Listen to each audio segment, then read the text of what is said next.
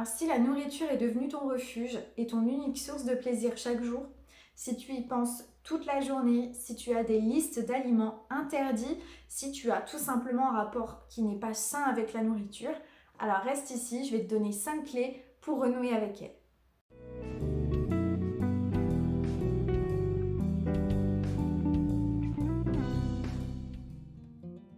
Bonjour et bienvenue sur cette vidéo. Moi c'est Cindy et sur ma chaîne tu trouveras des conseils pour prendre soin de ta santé physique, émotionnelle et psychique. Si tu veux guérir des TCA, mieux vivre ton hypersensibilité et prendre confiance en toi pour transformer ta vie, alors reste ici, c'est parti. Bonjour à toutes et à tous, j'espère que vous allez bien. Alors je vous invite à faire comme moi, vous prendre une petite tasse de thé, un petit café, un petit chocolat chaud si ce n'est pas déjà fait, pour écouter la vidéo tranquillement. Alors je suis très heureuse de vous retrouver aujourd'hui parce que cette vidéo marque le début, le commencement d'une nouvelle vie, puisque j'ai décidé de quitter mon job en marketing dans lequel je ne me sentais pas alignée à mes valeurs pour enfin faire le travail qui me fait vibrer, c'est-à-dire voilà, me lancer à mon compte pour pouvoir aider les gens. Alors, ce ne sera pas pour tout de suite, c'est pour dans quelques mois, puisque je vais me former donc, à 3 disciplines qui m'ont aidé à transformer ma vie, qui m'aident au quotidien. Donc, à commencer par l'EFT, qui est une technique de libération émotionnelle, l'Ayurveda, une médecine indienne, et le coaching dans le développement personnel. J'étais quelqu'un, vous savez, qui avait des TCA, qui n'avait pas du tout confiance en moi, mais alors vraiment je ne partais de rien.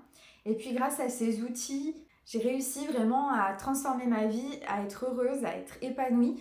Et j'ai vraiment l'envie brûlante de vous aider à faire la même chose. Voilà, parce que je sais à quel point ça fait souffrir d'avoir l'impression de ne plus contrôler sa vie. Et du coup, pour en revenir à nos moutons, aujourd'hui on se retrouve du coup pour la 5e étape pour guérir des TCA. Alors je vous rappelle, j'ai décomposé les différentes phases, les différentes étapes de ma guérison. Donc si vous n'avez pas vu les précédentes vidéos, je vous invite à aller les regarder. Donc là aujourd'hui, donc c'est déjà la 5e étape et on va parler du coup du fait de renouer avec la nourriture, de retrouver un rapport sain avec la nourriture. Voilà, parce que la nourriture, au final, à la base, c'est un besoin physiologique. On mange pour se nourrir, enfin, on mange pour se nourrir, oui. Non, on se nourrit pour vivre. Et au fil du temps, la nourriture est devenue un plaisir, mais pour tout le monde, pas que pour les personnes qui ont des TCA. Le problème avec les TCA, c'est que du coup, on entretient un rapport qui n'est pas sain avec la nourriture parce que on la considère au-delà d'un plaisir, c'est vraiment notre refuge et on va entretenir une sorte de relation ami-ennemi. Ami d'un côté parce que c'est vraiment notre source de bonheur de la journée, c'est vraiment comme un gros câlin qu'on se fait, c'est vraiment ce qui vient nous consoler. Mais c'est à la fois notre ennemi parce que on fait des crises, donc on mange trop, on ne se sent pas bien, on ressent de la culpabilité. C'est même aussi une obsession parce qu'on y pense toute la journée quand rien ne va et qu'il n'y a que la nourriture dans la journée qui nous apporte du réconfort. Ça en devient une obsession. Donc aujourd'hui, je vais vous donner mes 5 conseils pour retrouver un rapport sain avec la nourriture. Alors mon premier conseil, ça va être de remettre les compteurs de frustration à zéro. Parce que souvent, qui dit TCA dit liste d'aliments interdits. Mais le problème, c'est que c'est l'interdiction qui crée le besoin et ce qui fait qu'on va faire que penser à la nourriture et entretenir ce rapport qui n'est pas sain, toute cette frustration et du coup entretenir nos TCA. Alors là, vraiment, le but du jeu, ça va être de vous autoriser à tout manger, à manger tous les aliments dont vous vous êtes privé, tous ceux qui vous viennent spontanément à l'esprit. Il va falloir les manger quand vous voulez, dès que vous y pensez, et essayer de ne pas ressentir de culpabilité. Ça va être vraiment important. Là, vous vous autorisez à manger ces aliments et il faut faire passer le message à votre corps qu'il n'y a plus d'aliments interdits, qu'il n'aura plus besoin de faire des réserves dès lors que vous mangez un aliment qui était interdit, puisque par la suite, vous le mangerez dès que vous en aurez envie, il n'y aura plus d'interdiction, plus de privation. Et vraiment pour vous faciliter l'exercice, entre guillemets, c'est vraiment de voir ça comme un cadeau que vous vous faites, un cadeau à votre corps, un cadeau à votre mental. C'est vraiment un cadeau pour vous, donc autorisez-vous à manger tout ça, à manger toutes les choses qui vous font rêver, dont vous vous êtes privé. Alors, je me doute que vous allez avoir peur de prendre du poids en passant par là. Selon moi, c'est une étape qui est nécessaire. Moi aussi, j'ai repris du poids. Je ne saurais pas vous dire combien de kilos parce que je ne me pesais pas. Ça fait partie des conseils que j'avais donnés dans de précédentes vidéos. Je sentais dans mes vêtements.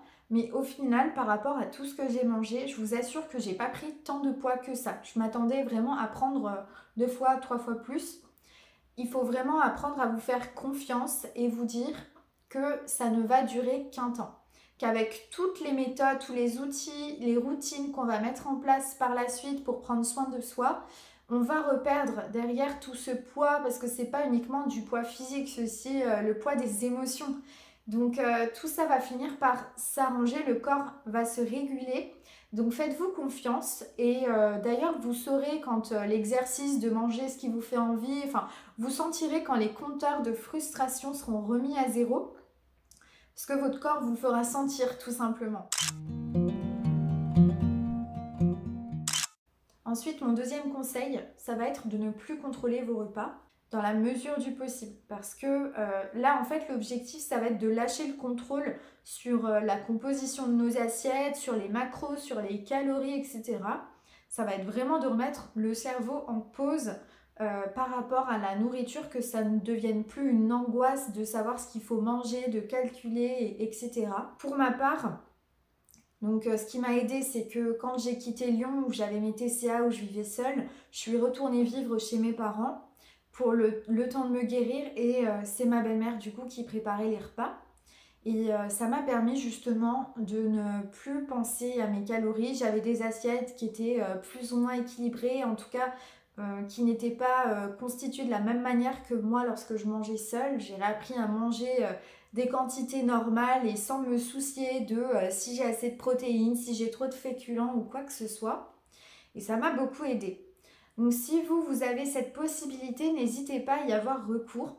Maintenant, si ce n'est pas possible de vous faire préparer tous vos repas, etc., je vous invite à demander à vous faire inviter. Bon, après, à votre famille, il faut leur expliquer la situation. Je ne sais pas, du coup, si vous en avez parlé autour de vous, de vos TCA. Ça faisait partie aussi des étapes que je vous ai citées dans les vidéos précédentes, le fait d'en parler pour se faire aider. Et là-dessus, typiquement, moi, je trouve que c'est important, voilà, d'essayer de manger, de prendre le plus de repas à l'extérieur quand ce n'est pas vous qui contrôlez vos assiettes. Donc ça peut être chez vos proches, ça peut être très bien aussi au restaurant, c'est vous qui voyez.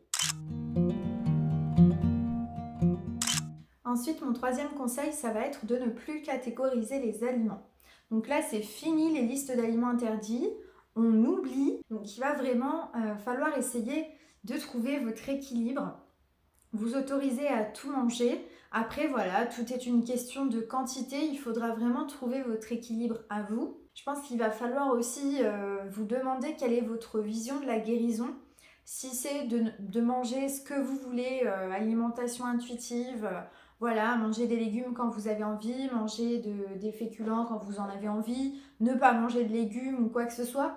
C'est vraiment à vous de définir votre vision de la guérison.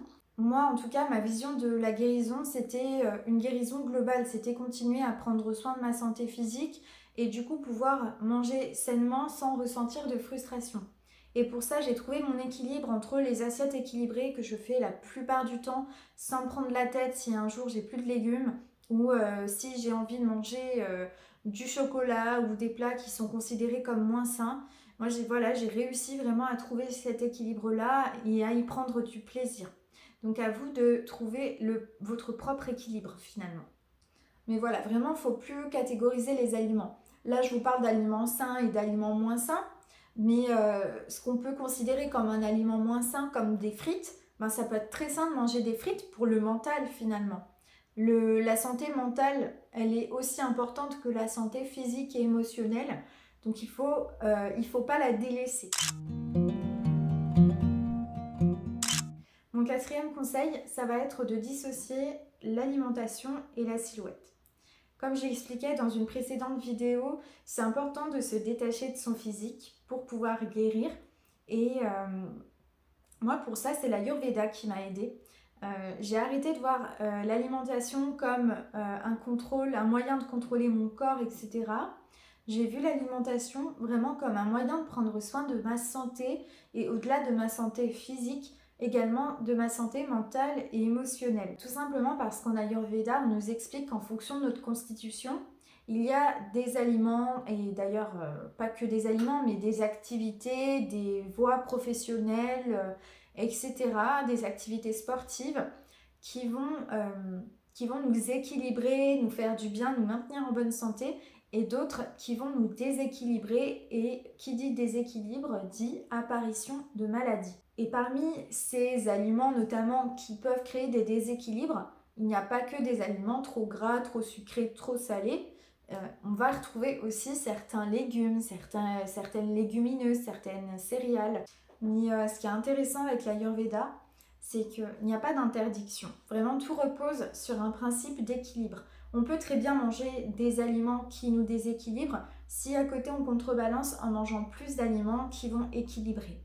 Donc c'est vraiment tout un travail d'équilibre. Comme je le disais dans le point précédemment, vraiment il s'agit de trouver son propre équilibre qui nous convient, qui nous rend heureux, où on n'a pas de frustration ni quoi que ce soit. Maintenant, si vous avez envie de changer votre alimentation pour je ne sais quelle raison, peut-être introduire un peu plus de bien-être, manger peut-être plus équilibré, ou je ne sais quoi, si c'est une vraie envie. Alors déjà, il faut en avoir envie pour sa santé.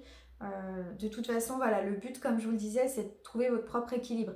Mais si vous avez envie de créer un changement dans votre alimentation, je vous conseille vraiment d'y aller en douceur, étape par étape. Il faut vraiment faire très très attention dans tous les cas et ne pas tout chambouler d'un coup. Y aller en douceur.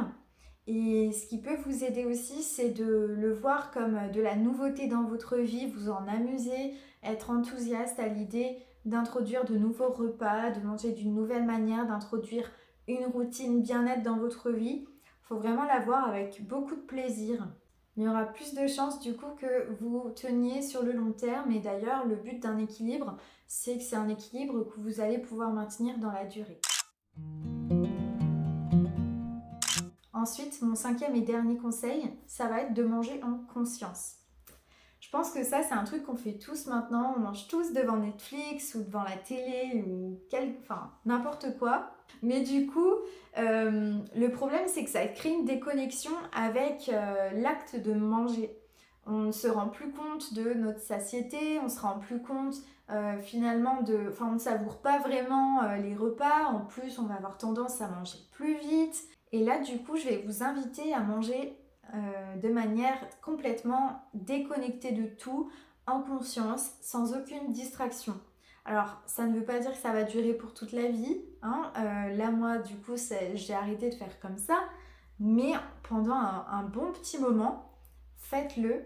Et vraiment, quand vous mangez, concentrez-vous sur les saveurs, le fait de manger lentement, de vraiment savourer ce que vous êtes en train de manger pour renouer avec la nourriture, pour retrouver ce plaisir de manger des bonnes choses, de mettre des bonnes choses dans votre corps.